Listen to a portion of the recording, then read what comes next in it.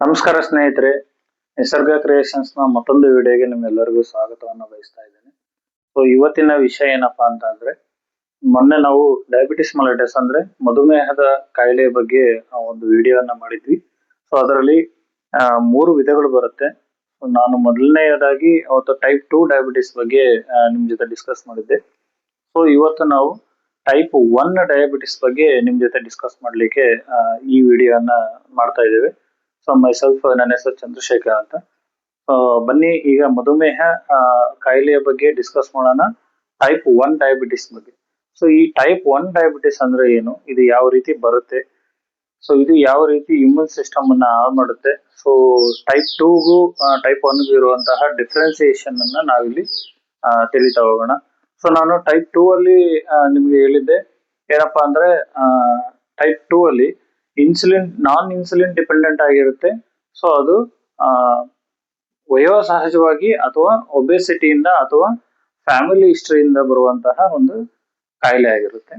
So type 1 ಡಯಾಬಿಟಿಸ್ಗೂ ಹೇಗ್ ಬರುತ್ತೆ ಅಂತ ನಾವು ಇಲ್ಲಿ ತಿಳ್ಕೊಳ್ಳೋಣ ಇವತ್ತು. ಸೊ ಟೈಪ್ 1 ಡಯಾಬಿಟಿಸ್ ಹೇಗ್ ಬರುತ್ತೆ ಅಂದ್ರೆ, ಇದು ಬೈ ಬರ್ತ್, ಹುಟ್ಟಿದಾಗ ಅಥವಾ ಬೆಳೀತಾ ಬೆಳೀತಾ ಅಥವಾ ಅದೇ ಹರೆಯದರಲ್ಲಿ ಅಥವಾ ಚಿಕ್ಕ ಮಕ್ಕಳಲ್ಲಿ ಕಾಣಿಸಿಕೊಳ್ಳುವಂತಹ ಒಂದು ರೋಗ ಆಗಿದೆ. ಸೊ ಇದು ಇನ್ಸುಲಿನ್ ಡಿಪೆಂಡೆಂಟ್ ಆಗಿರುತ್ತೆ. ಸೊ ಟೈಪ್ 1 ಅಂದ್ರೆ ಇನ್ಸುಲಿನ್ ಡಿಪೆಂಡೆಂಟ್.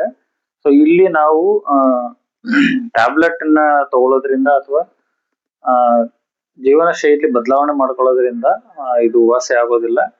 ಸೊ ಇದು ಇನ್ಸುಲಿನ್ ಡಿಪೆಂಡೆಂಟ್ ಆಗಿರುತ್ತೆ. ನಾವು ಇಲ್ಲಿ ಇನ್ಸುಲಿನ್ ಅನ್ನ ತೆಗೆದುಕೊಳ್ಳಲೇಬೇಕಾಗುತ್ತೆ. ಯಾಕೆ ಈ ಟೈಪ್ 1 ಡಯಾಬಿಟಿಸ್ ಬರುತ್ತೆ, ಇದು ಆಕ್ಚುಲಿ ಮಕ್ಕಳಲ್ಲಿ ಅಥವಾ ಅದೇ ಹರಿಯದಲ್ಲೇ ಯಾಕೆ ಬರುತ್ತೆ ಅನ್ನೋದ್ರ ಬಗ್ಗೆ ನಾವು ಇವತ್ತು ಡಿಸ್ಕಸ್ ಮಾಡೋಣ. ಸೊ ಏನಪ್ಪಾ ಅಂದ್ರೆ, ನಮ್ಮ ಬಾಡಿಗೆ ಬೇಕಾಗಿರ್ತಕ್ಕಂಥ ಇನ್ಸುಲಿನ್ ಅನ್ನ ಪ್ಯಾಂಕ್ರಿಯಾಸ್ ಅನ್ನೋ ಗ್ರಂಥಿ ಉತ್ಪಾದನೆ ಮಾಡ್ತಾ ಇರ್ತದೆ. ಸೊ ಇಲ್ಲಿ ಅದರ ಕಾರ್ಯಕ್ಷಮತೆಯನ್ನ ಕಡಿಮೆ ಮಾಡಿ ಪ್ಯಾಂಕ್ರಿಯಾಸ್ ಉತ್ಪಾದನೆ ಮಾಡಿದಂತಹ ಕೆಲವೊಂದು ಇನ್ಸುಲಿನ್ ಅನ್ನ ನಮ್ಮ ಆಟೋ ಇಮ್ಯೂನ್ ಸಿಸ್ಟಮ್ ಅಲ್ಲಿ ಬ್ರೇಕ್ ಮಾಡಿ, ಸೊ ಈ ಕಾಯಿಲೆ ಜಾಸ್ತಿ ಆಗಂಗೆ ಅಂದ್ರೆ ಇನ್ಸುಲಿನ್ ಕಡಿಮೆ ಆಗಿ ಗ್ಲುಕೋಸ್ ಜಾಸ್ತಿ ಆಗಂಗೆ ಮಾಡುವಂತಹ ಒಂದು ಮಾರಕ ಕಾಯಿಲೆ ಆಗಿದೆ. ಸೊ ಇದು ಯಾಕೆ ಚಿಕ್ಕ ವಯಸ್ಸಿನಲ್ಲಿ ಅಥವಾ ಅದೇರದಲ್ಲೇ ಬರುತ್ತೆ ಅಂದ್ರೆ, ಇಲ್ಲಿ ಪ್ಯಾಂಕ್ರಿಯಾಸ್ ಸಫಿಶಿಯಂಟ್ ಇನ್ಸುಲಿನ್ ಅನ್ನ ನಮ್ಮ ಬಾಡಿಗೆ ಕೊಡೋದಿಲ್ಲ. ಸೊ ಹಾಗಾಗಿ ಈ ಕಾಯಿಲೆ ಬರುವ ಸಾಧ್ಯತೆ ಇರುತ್ತೆ. ಸೊ ಮತ್ತೆ ಈ ಕಾಯಿಲೆಗೆ ಚಿಕಿತ್ಸೆ ಇರೋದಿಲ್ಲ ಅಂದ್ರೆ ಸಂಪೂರ್ಣವಾಗಿ ಇರೋದಿಲ್ಲ ಅಂತಲ್ಲ. ಬೇಸ್ಡ್ ಆನ್ ಸಿಂಪ್ಟಮ್ಸ್ ಮೇಲೆ ನಾವು ಇಲ್ಲಿ ಚಿಕಿತ್ಸೆಯನ್ನ ಕೊಡಬಹುದು. ಯಾವ ರೀತಿ ಅನ್ನೋದನ್ನ ನಾನು ಮುಂದೆ ನಿಮ್ಗೆ ಹೇಳ್ಕೊಡ್ತೇನೆ. ದಯವಿಟ್ಟು ಈ ವಿಡಿಯೋನ ಸ್ಕಿಪ್ ಮಾಡದೆ ಕೊನೆವರೆಗೂ ನೋಡಿ. ಸೊ ಈಗ ನಾವ್ ಏನ್ ತಿಳ್ಕೊಂಡ್ವಿ ಅಂದ್ರೆ, ಟೈಪ್ 1 ಡಯಾಬಿಟಿಸ್ ಅಂದ್ರೆ ಏನು ಅಂತ. ಸೊ ಇದು ಯಾವ ರೀತಿ ನಮ್ಮ ದೇಹದಲ್ಲಿ ಬೆಳೀತಾ ಹೋಗುತ್ತೆ ಅನ್ನೋದನ್ನ ನಾವು ತಿಳ್ಕೊಂಡ್ವಿ. ಸೊ ಈಗ ಇದು ಮುಂದೆ ಯಾವ ರೀತಿ ಡೆವಲಪ್ ಆಗಿ ಇದು ಯಾವ ರೀತಿ ಮನುಷ್ಯನನ್ನ ಬಾಧಿಸುತ್ತೆ ಅಂತ ತಿಳ್ಕೊಳ್ಳೋಣ. ಈ ರೋಗದ ಲಕ್ಷಣಗಳು ಏನಿರುತ್ತಪ್ಪ ಅಂದ್ರೆ, ಫ್ರೀಕ್ವೆಂಟ್ ಯೂರಿನೇಷನ್ ಅಂದ್ರೆ ತುಂಬಾ ಮೂತ್ರ ವಿಸರ್ಜನೆ ಆಗುವಂತದ್ದು. ಈಗ ಸಹಜವಾಗಿ ಒಬ್ಬ ಮನುಷ್ಯ ಒಂದು ದಿನದ ಜೀವನದಲ್ಲಿ 3 ರಿಂದ 4 ಲೀಟರ್ ನೀರನ್ನ ಸೇವನೆ ಮಾಡಿ, ಕನಿಷ್ಠ ಅಂದ್ರೆ 24 ಅವರ್ಸ್ ಅಲ್ಲಿ 6 to 8 times, normal 4 to 6 times ನಾವು ಯೂರಿನೇಷನ್ ಮಾಡಿದ್ರೆ ಅದನ್ನ ನಾರ್ಮಲ್ ಯೂರಿನೇಷನ್ ಅಂತ ನಾವು ಕರಿತೀವಿ. ಸೊ ಇಲ್ಲಿ more than that, so night time ಅಲ್ಲಿ ಫ್ರೀಕ್ವೆಂಟ್ ಆಗಿ ಜಾಸ್ತಿ ಹೋಗ್ತಾ ಇರುತ್ತೆ. ಅಂದ್ರೆ ನೈಟ್ ಒಂದು 4-5 ಟೈಮ್ಸ್ ಯೂರಿನೇಷನ್ ಆಗೋದು, ಡೇ ಟೈಮ್ ಅಲ್ಲಿ ಒಂದು 4-5 ಟೈಮ್ಸ್ ಯೂರಿನೇಷನ್, ಅಂದ್ರೆ ಫ್ರೀಕ್ವೆಂಟ್ ಆಗಿ ಯೂರಿನೇಷನ್ ಜಾಸ್ತಿ ಆಗ್ತಾ ಇರ್ತದೆ. ಸೊ ಇದು ಒಂದು ಪ್ರಮುಖ ಲಕ್ಷಣ ಆಗುತ್ತೆ. ಸೊ ನೆಕ್ಸ್ಟ್ ಇನ್ನೊಂದೇನಪ್ಪಾ ಅಂದ್ರೆ, ಬಾಡಿ ವೇಟ್ ಲಾಸ್ ಆಗ್ತಾ ಇರುತ್ತೆ. ಅಂದ್ರೆ ಈಗ ಮನುಷ್ಯ ನಾರ್ಮಲ್ ಆಗಿ ವೇಟ್ ಅನ್ನ ಗೇನ್ ಮಾಡೋದು, ವೇಟ್ ಅನ್ನ ಲಾಸ್ ಮಾಡೋದು ಒಂದು ಪದ್ಧತಿ. ಆದ್ರೆ ಇದರಲ್ಲಿ ಫ್ರೀಕ್ವೆಂಟ್ ಆಗಿ ತನ್ನಷ್ಟಕ್ಕೆ ತಾನೇ ಬಾಡಿ ವೇಟ್ ಲಾಸ್ ಆಗ್ತಾ ಹೋಗ್ತದೆ. ಸೊ ನೆಕ್ಸ್ಟ್ ಸುಸ್ತು ಆಗೋದು, ತುಂಬಾ ಸುಸ್ತಾಗುತ್ತೆ ಅವ್ರಿಗೆ. ಆಮೇಲೆ ಏನೇ ಕೆಲಸ ಮಾಡ್ಲಿಕ್ಕೆ ಹೋದ್ರು ಸಹ ಅವರಿಗೆ ಶಕ್ತಿ ಇರೋದಿಲ್ಲ. ಸೊ ಇದನ್ನು ಸಹ ಇದರಲ್ಲಿ ನೋಡ್ಬೋದು. ಮತ್ತೆ ತುಂಬಾ ಹಸಿವಾಗುವುದು, ಅಂದ್ರೆ ಈಗ ಶುಗರ್ ಬಾಡಿಯಲ್ಲಿ ನಾರ್ಮಲ್ ಆಗಿ ಫ್ರೀಕ್ವೆಂಟ್ ಆಗಿ 100-120 ಅಥವಾ ಊಟ ಆಗಿ 2 ಗಂಟೆಗಳ ನಂತರ 140 ಇರುತ್ತೆ. ಸೊ ಮೋರ್ ದೆನ್ ದಟ್ ಅಂದ್ರೆ 200, 300, 400, 500 ಇದ್ರೆ ಹಸಿವು ತುಂಬಾ ಜಾಸ್ತಿ ಆಗುತ್ತೆ. ಸೊ ಎಕ್ಸ್ಪೆಷಲಿ ಟೈಪ್ 1 ಡಯಾಬಿಟಿಸ್ ಅಲ್ಲಿ ಈ ಹಸುವಿನ ಪ್ರಮಾಣ ತುಂಬಾ ಜಾಸ್ತಿ ಇರುತ್ತೆ. ಯಾಕಪ್ಪ ಅಂದ್ರೆ ಇಲ್ಲಿ ಶುಗರ್ ಲೆವೆಲ್ ಮೋರ್ ದೆನ್ 400 500 ವರೆಗೂ ರೀಚ್ ಆಗಿರುತ್ತೆ. ಸೊ ಹಾಗಾಗಿ ಇಲ್ಲಿ ನಾವು ಹಸುವನ್ನ ಜಾಸ್ತಿ ನೋಡ್ಬೋದು. ಮತ್ತೆ ಗಂಟಲು ಒಣಗುವುದು, ಬಾಯಾರಿಕೆ ಜಾಸ್ತಿ ಆಗುವುದು. ಇಲ್ಲಿ ಗಂಟಲು ತುಂಬಾ ಒಣಗುವುದಾಗುತ್ತೆ. ಸೊ ಹಸು ಜೊತೆಗೆ ಬಾಯಾರಿಕೆಯನ್ನು ತುಂಬಾ ಜಾಸ್ತಿ ಇರುತ್ತೆ. ಆಮೇಲೆ ಸುಸ್ತು, ತುಂಬಾ ಸುಸ್ತು ಅಂದ್ರೆ ಆ ವ್ಯಕ್ತಿ ಯಾವುದೇ ಕೆಲಸವನ್ನ ಅಥವಾ ಯಾವುದೇ ಚಟುವಟಿಕೆಗಳನ್ನ ಮಾಡ್ಲಿಕ್ಕೆ ಶಕ್ತಿ ಇಲ್ಲದೆ ಇರೋ ರೀತಿ ಆಗುತ್ತೆ. ಇದರಲ್ಲಿ ಇನ್ನೊಂದು ಪ್ರಮುಖ ಲಕ್ಷಣ ಏನಿರುತ್ತಪ್ಪ ಅಂದ್ರೆ ಮಂದ ದೃಷ್ಟಿ, ಅಂದ್ರೆ ಕಣ್ಣಿನ ದೃಷ್ಟಿ ಕಡಿಮೆ ಆಗ್ತಾ ಹೋಗುತ್ತೆ. ಸೊ ಇದು ಸಹ ಒಂದು ಪ್ರಮುಖ ಲಕ್ಷಣ. ಹಸಿವಾಗುವುದು, ಸುಸ್ತಾಗುವುದು, ಬಾಯಾರಿಕೆ ಜಾಸ್ತಿ ಆಗುವುದು, ತೂಕ ಇಳಿಯುವುದು ಮತ್ತು ಕಣ್ಣಿನ ದೃಷ್ಟಿ ಕಡಿಮೆ ಆಗುವುದು. ಸೊ ಈ ಸುಮಾರು 4-5 ಲಕ್ಷಣಗಳು ನಾವು ಟೈಪ್ 1 ಡಯಾಬಿಟಿಸ್ ಅಲ್ಲಿ ತುಂಬಾ ಜಾಸ್ತಿ ನೋಡ್ತೇವೆ. ಸೊ ಇದು ತುಂಬಾ ಜಾಸ್ತಿ ಇರುತ್ತೆ. ಇದು ಮಕ್ಕಳಲ್ಲಿ ಈ ತರ ಆದಾಗ ಅವರು ಕಿರಿಕಿರಿಯನ್ನ ಮಾಡ್ಲಿಕ್ಕೆ ಸ್ಟಾರ್ಟ್ ಮಾಡ್ತಾರೆ.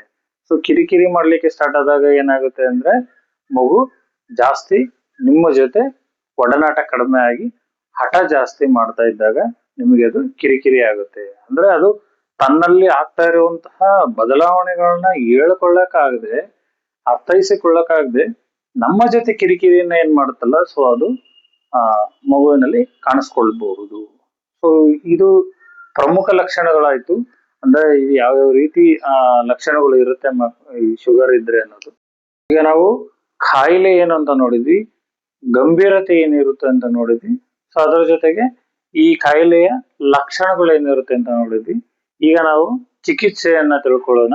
ಸೊ ಅದರ ಜೊತೆಗೆ ನಾವು ಫಿಸಿಕಲ್ ಆಕ್ಟಿವಿಟೀಸ್ ಅನ್ನ ಯಾವ ರೀತಿ ಇನ್ಕ್ರೀಸ್ ಮಾಡ್ಬೋದು ಅಂತ ಸಹ ನೋಡೋಣ. ಸೊ ಈ ಕಾಯಿಲೆ ಮೇನ್ ಆಗಿ ಯಾವುದೇ ನಿಖರವಾದಂತಹ ಒಂದು ಚಿಕಿತ್ಸೆಯನ್ನ ಹೊಂದಿಲ್ಲ. ಸೊ ಯಾಕೆ ಅಂದ್ರೆ ಇಲ್ಲಿ ನಮ್ಮ ಪ್ಯಾಂಕ್ರಿಯಸ್ ಏನಿದೆ ಅದು ನಮ್ಮ ಬಾಡಿಗೆ ಬೇಕಾಗಿರ್ತಕ್ಕಂತಹ ಸಫಿಶಿಯಂಟ್ ಇನ್ಸುಲಿನ್ ಅನ್ನ ಕೊಡೋಕ್ಕಾಗದೆ ನಾವೇನ್ ಮಾಡ್ತೀವಿ, ಟ್ರೀಟ್ಮೆಂಟ್ ಆಗಿ ಇನ್ಸುಲಿನ್ ಅನ್ನ ಕೊಟ್ಟು ಸೊ ಅದನ್ನ ಕಡಿಮೆ ಮಾಡಿ ಇನ್ಸುಲಿನ್ ಅನ್ನ ಪ್ರೊಡ್ಯೂಸ್ ಆಗೋ ರೀತಿ ಮಾಡಿ ಬಾಡಿಯಲ್ಲಿ ಗ್ಲುಕೋಸ್ ಅನ್ನ ಕಡಿಮೆ ಆಗುವಂತಹ ಆಗ್ಲಿಕ್ಕೆ ಪ್ರಯತ್ನವನ್ನ ಮಾಡ್ತೇವೆ. ಸೊ ಇಲ್ಲಿ ನಿಖರವಾದ ಚಿಕಿತ್ಸೆ ಇಲ್ಲ ಟೈಪ್ 1 ಡಯಾಬಿಟಿಸ್ಗೆ. ಆದ್ರೆ ಸಿಂಪ್ಟಮ್ಯಾಟಿಕ್ ಟ್ರೀಟ್ಮೆಂಟ್ಸ್ ಅಂದ್ರೆ ಇನ್ಸುಲಿನ್ ಕೊಡೋದ್ರ ಮುಖಾಂತರ ಒಂದು ಟ್ರೀಟ್ಮೆಂಟ್ ಅನ್ನ ಕೊಡಬಹುದು. ಸೊ ಅದಾದ ನಂತರ ಏನ್ ಮಾಡ್ಬೋದು ಅಂದ್ರೆ ಫಿಸಿಕಲ್ ಆಕ್ಟಿವಿಟೀಸ್. ಸೊ ನಾವಿಲ್ಲಿ ಫಿಸಿಕಲ್ ಆಕ್ಟಿವಿಟೀಸ್ ಅನ್ನ ಮಾಡೋದ್ರ ಮುಖಾಂತರ ಸಹ ನಾವು ಚಿಕಿತ್ಸೆಯನ್ನ ಕೊಡಬಹುದು. ಫಿಸಿಕಲ್ ಆಕ್ಟಿವಿಟೀಸ್ ಅಂದ್ರೆ ಏನ್ ಬರುತ್ತೆ, ಯೋಗ ಮಾಡಬಹುದು, ಸೊ ಧ್ಯಾನ ಮಾಡಬಹುದು, ಎಕ್ಸರ್ಸೈಸಸ್ ಅನ್ನ ಮಾಡಬಹುದು. ಅಂದ್ರೆ ಬೆವರು ನಮ್ಮ ಬಾಡಿಯಿಂದ ಹೊರಗಡೆ ಬಂದಾಗ ಮಾತ್ರ ಸೊ ನಮ್ಮಲ್ಲಿ ಗ್ಲೂಕೋಸ್ ಕಡಿಮೆ ಆಗಿ ಸ್ವಲ್ಪ ಮನುಷ್ಯ ರಿಲ್ಯಾಕ್ಸ್ ಆಗ್ಲಿಕ್ಕೆ ಪ್ರಯತ್ನ ಆಗುತ್ತೆ. ಸೊ ಹಾಗಾಗಿ ನಾವು ಫಿಸಿಕಲ್ ಆಕ್ಟಿವಿಟೀಸ್ ಅನ್ನ ಮಾಡಬಹುದು. ಅಂದ್ರೆ ಎಕ್ಸರ್ಸೈಸಸ್. ನಾವು ಸುಮ್ಮನೆ ಒಂದು ಎಕ್ಸರ್ಸೈಸ್ ಅಂದ್ರೆ ಏನೋ ಒಂದು ವಾಕ್ ಮಾಡೋದು ಅಥವಾ ಇನ್ನೊಂದೇನೋ ಮಾಡೋದು ಅಂದ್ರೆ ಅಲ್ಲ, ನಮ್ಮ ಬಾಡಿಯಿಂದ ಸ್ವೆಟ್ ಹೊರಗಡೆ ಬರಬೇಕು. ಸೊ ಆ ರೀತಿ ನಾವು ಎಕ್ಸರ್ಸೈಸಸ್ ಅನ್ನ ಮಾಡಬೇಕು. ಸೊ ಅದು ಎಫೆಕ್ಟಿವ್ ಆಗಿರುತ್ತೆ. ಸೊ ಇಲ್ಲ ಅಂದ್ರೆ ಅದು ನಮ್ಗೆ ಎಫೆಕ್ಟಿವ್ ಆಗಿ ಇರಲ್ಲ. ಸೊ ಮುಂದಿನದು ಏನಪ್ಪಾ ಅಂದ್ರೆ ನಮ್ಮ ಫುಡ್ ಚೇಂಜಸ್ ಅನ್ನ ನಾವು ಮಾಡ್ಕೋಬೇಕಾಗುತ್ತೆ. ಏನಂದ್ರೆ ಈ ಟೈಪ್ 1 ಡಯಾಬಿಟಿಸ್ ಅಲ್ಲಿ ಗ್ಲುಕೋಸ್ ಲೆವೆಲ್ ಬಾಡಿಯಲ್ಲಿ ತುಂಬಾ ಜಾಸ್ತಿ ಇರೋದ್ರಿಂದ ನಾವು ಏನ್ ಮಾಡ್ಬೇಕು, ಫುಡ್ ಅಲ್ಲಿ ಮಾಡಿಫಿಕೇಶನ್ ಮಾಡ್ಕೋಬೇಕು. ಯಾವ ರೀತಿ ಅಂದ್ರೆ ಆಹಾರ ಪದ್ಧತಿ ಬದಲಾವಣೆ ಆಗ್ಬೇಕು. ಸೊ ಇಲ್ಲಿ ನಾವು ಜಾಸ್ತಿ ಆಹಾರವನ್ನು ಒಂದು ಸಾರಿ 5-6 ರೊಟ್ಟಿ ತಿನ್ನೋದು, ರೈಸ್ ಅನ್ನ ಜಾಸ್ತಿ ತಿನ್ನೋದು, ಈ ತರ ಕನ್ಸ್ಯೂಮಿಂಗ್ ಇನ್ನ ಕಡಿಮೆ ಮಾಡ್ತಾ ಬರ್ಬೇಕಾಗುತ್ತೆ. ಅಂದ್ರೆ ಫುಡ್ ಕಲ್ಚರಲ್ ಚೇಂಜ್ ಮಾಡ್ಬೇಕು. ಅಂದ್ರೆ ನಾನೀಗ ಸ್ವೀಟ್ಸ್ ನ ಒಂದೊತ್ತು ತಿಂತೀನಿ, ಸ್ವಲ್ಪ ಬೇರೆ ಆಹಾರವನ್ನ ಸೇವನೆ ಮಾಡ್ತೀನಿ ಅನ್ನೋ ಒಂದು ಮನೋಭಾವನೆ ಇರಬಾರದು. ಇಲ್ಲಿ ಫುಡ್ ಚೇಂಜಸ್ ಅನ್ನ ನಾವು ಮಾಡ್ಬೇಕಾಗುತ್ತೆ. ಇಲ್ಲ ಅಂದ್ರೆ ಸಹ ಇದು ಕಂಟ್ರೋಲ್ಗೆ ಬರೋದಿಲ್ಲ. So next life style modification ಅಂದ್ರೆ ಬೆಳಗ್ಗೆ ತುಂಬಾ ಲೇಟ್ ಆಗಿ ಎದ್ದೇಳೋದು ಅಥವಾ ರಾತ್ರಿ ತುಂಬಾ ಲೇಟ್ ಆಗಿ ಮಲಗೋದು ಅಥವಾ ನಿದ್ದೆ ಮಾಡದೇ ಇರೋದು. ಸೊ ಇದನ್ನೆಲ್ಲ ಬದಲಾವಣೆ ಮಾಡ್ಕೋಬೇಕಾಗುತ್ತೆ. ಸೊ ಬದಲಾವಣೆ ಮಾಡ್ಕೊಳ್ಳೋದ್ರಿಂದ ನಮ್ಮಲ್ಲಿ ಚೇಂಜಸ್ ಅನ್ನ ನಾವು ಕಾಣಬಹುದಾಗಿದೆ. ಸೊ ಇದಕ್ಕೆ ಚಿಕಿತ್ಸೆ ಏನಿದೆ? ಸೊ ಚಿಕಿತ್ಸೆ ತುಂಬಾ ಕಡಿಮೆ. ಇಲ್ಲಿ ನಾವು ಸಿಂಟಮೆಟಿಕ್ ಆಗಿ ನಾವು ಒಂದು ಚಿಕಿತ್ಸೆಯನ್ನ ಕೊಡ್ತೇವೆ. ಇಷ್ಟೊತ್ತ ನಾನು ನಿಮ್ಮಲ್ಲಿ ಡಿಸ್ಕಸ್ ಮಾಡಿದ ರೀತಿ. ಸೊ ಇಲ್ಲಿ ಇನ್ಸುಲಿನ್ ಅನ್ನ ಕೊಡೋದ್ರ ಮುಖಾಂತರ ನಾವು ಈ ಟೈಪ್ 1 ಡಯಾಬಿಟಿಸ್ಗೆ ಚಿಕಿತ್ಸೆಯನ್ನ ಕೊಡಬಹುದು. ಅದನ್ನ ಬಿಟ್ರೆ ಬೇರೆ ಯಾವುದು ದಾರಿ ಇಲ್ಲ. ಸೊ ಹಾಗಾಗಿ ನಾವೇನ್ ಮಾಡ್ಬೇಕಾಗುತ್ತೆ, ನಾವು ಲೈಫ್ ಸ್ಟೈಲ್ ಮಾಡಿಫಿಕೇಶನ್ ಅನ್ನ ಮಾಡ್ಕೋಬೇಕು, ಫಿಸಿಕಲ್ ಆಕ್ಟಿವಿಟೀಸ್ ಅನ್ನ ಮಾಡಬೇಕು, ಡೈಲಿ ರೊಟೈನ್ ಎಕ್ಸರ್ಸೈಸಸ್ ಅನ್ನ ಮಾಡಬೇಕು.